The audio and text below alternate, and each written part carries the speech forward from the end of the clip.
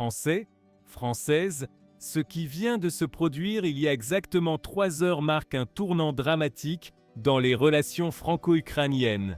Volodymyr Zelensky vient d'humilier publiquement Emmanuel Macron lors d'une conférence internationale retransmise en direct. Ce que le président ukrainien a révélé sur les promesses non tenues de la France va non seulement vous indigner, mais va également révéler le vrai visage de notre diplomatie. L'Ukraine vient de gifler la France devant le monde entier, et pendant que vous regardez cette vidéo, l'Élysée tente désespérément de limiter les dégâts de cette humiliation diplomatique sans précédent. Car ce que Zelensky a dévoilé aujourd'hui pourrait bien détruire définitivement la crédibilité internationale d'Emmanuel Macron, mais vous n'êtes pas préparé à découvrir l'ampleur de cette trahison française. N'oubliez pas de cliquer sur le bouton rouge pour vous abonner, d'activer la cloche, et dites-moi en commentaire si Zelensky a eu raison d'humilier Macron publiquement. Kiev, palais présidentiel ukrainien, 16h20, le 19 septembre 2025, Volodymyr Zelensky s'exprime lors d'une conférence internationale sur la reconstruction de l'Ukraine, retransmise en direct dans le monde entier. L'atmosphère est solennelle, les représentants de dizaines de pays sont connectés par visioconférence. Parmi eux, Emmanuel Macron, qui pense assister à une réunion diplomatique de routine. Mais Zelensky a autre chose en tête. D'une voix ferme, le regard dur, il lâche cette phrase qui va glacer l'assistance. Il est temps de dire la vérité sur ceux qui nous ont menti. La France d'Emmanuel Macron nous a promis monts et merveilles, mais n'a livré que du vent et des mensonges. Le choc est immédiat. Sur l'écran, on voit Macron blêmir, visiblement pris au dépourvu par cette attaque frontale.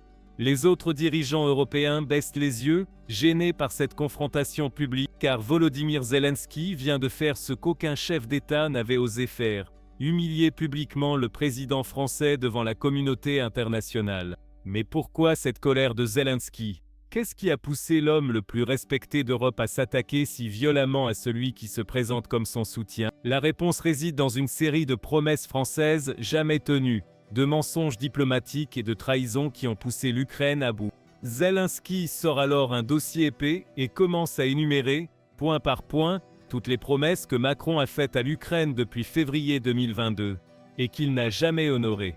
Premier mensonge, les livraisons d'armes. Monsieur Macron m'avait promis 100 chars Leclerc en mars, nous en avons reçu 12, et encore, ils étaient défaillants. La suite est encore plus accablante.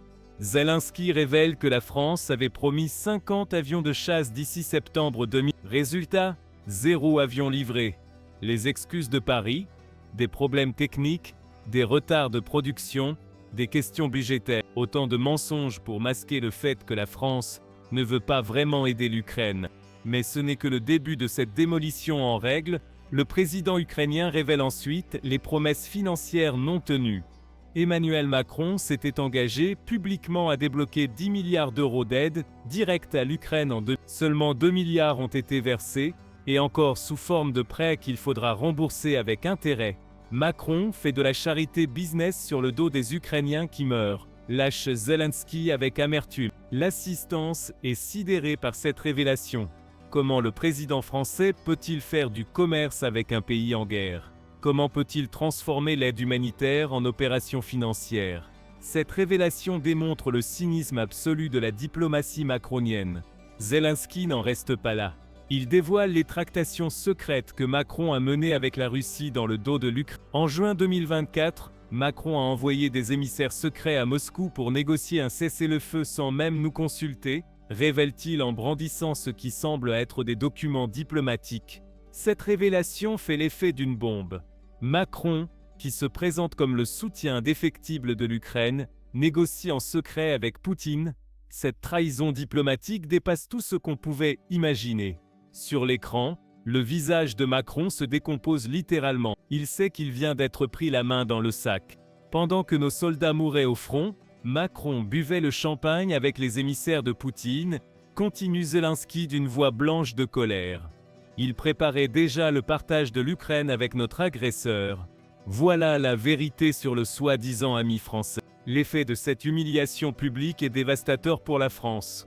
Sur les réseaux sociaux, les hashtags Zing, Macron menteur et trahison française explosent en quelques minutes. Les médias internationaux reprennent en boucle les images de Macron humilié par Zelensky. Pour la diplomatie française, c'est un désastre absolu. Et pendant que le monde entier découvre les mensonges français, qu'est-ce qui sort de l'Élysée? Un silence gêné, entrecoupé de quelques communiqués pathétiques, tentant de justifier l'injustifiable. Macron sait qu'il ne peut pas nier les faits révélés par Zelensky, car celui-ci dispose visiblement de preuves irréfutables. Mais Zelensky n'a pas terminé sa démonstration.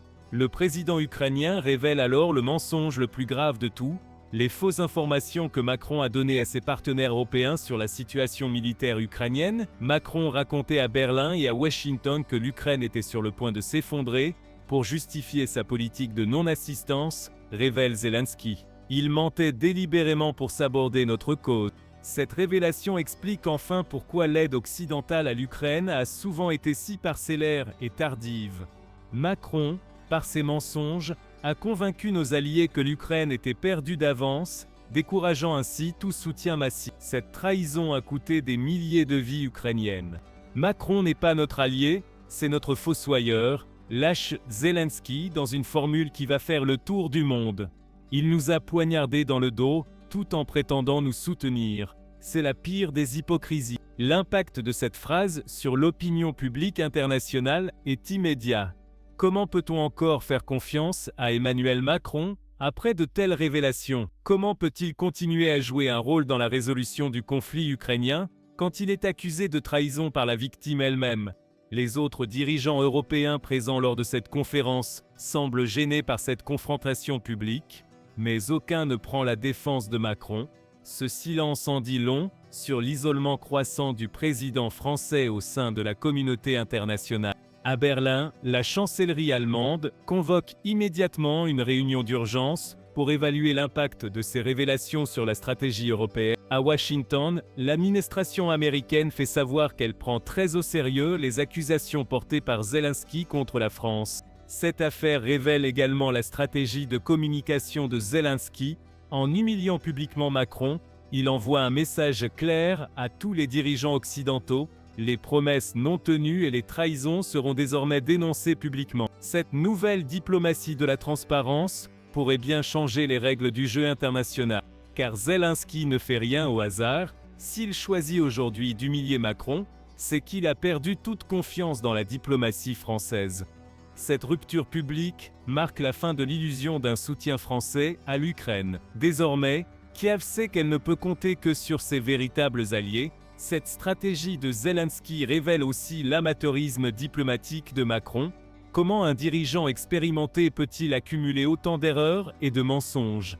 Comment peut-il sous-estimer à ce point la détermination et l'intelligence du président ukrainien?